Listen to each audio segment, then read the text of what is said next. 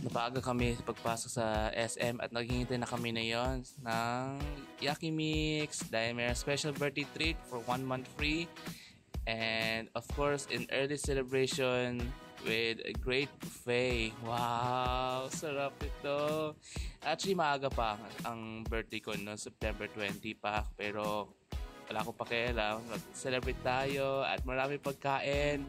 Yes! Look at that! Ang sasarap!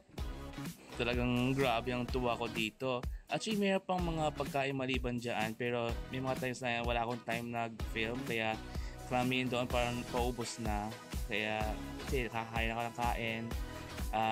Marami agad mga tao. Tapos ayun, nagsiubusan na. Kaya ayun, sorry kung ang nayo ko lang na-record lahat ng paubos na mga pagkain.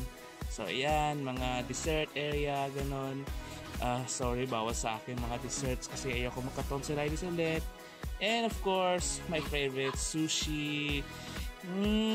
Kaya lang bawal muna yan kasi may kanin niya at madali akong mabusog kapag kanin. Iwas muna sa rice ha, para di agad-agad mabusog at sayang naman pera dyan. Kahit libre naman ang special birthday treat mo ng 1 month.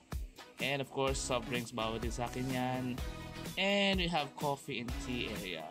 Sorry, ako masyadong magkakape-kape na mayroong maraming cream and sugar. Ayoko makatonsillitis ulit, pero skip mo na yan. Sorry din. Meron din iced tea. Bawal din sa akin yan. Tubig. Pero huwag masyadong malamig. So, here I am.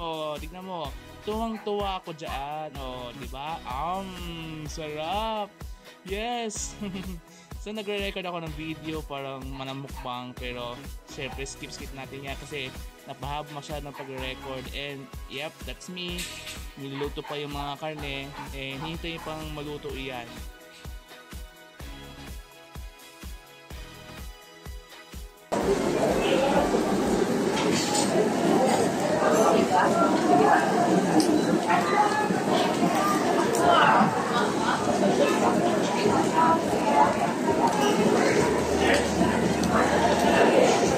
Siyempre may libreng cake from Yaki Mix. Thank you so much.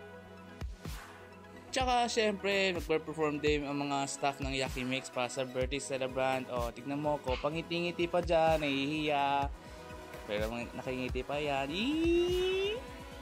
After ng kumain sa Yaki Mix, ikot-ikot pa kami para mawala ang busog na aming tiyan.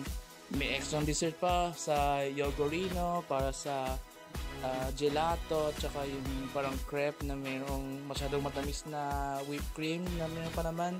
So yun, napakasarap talaga naman ng menu nila. So that's the gelato, chocolate, tapos may green matcha.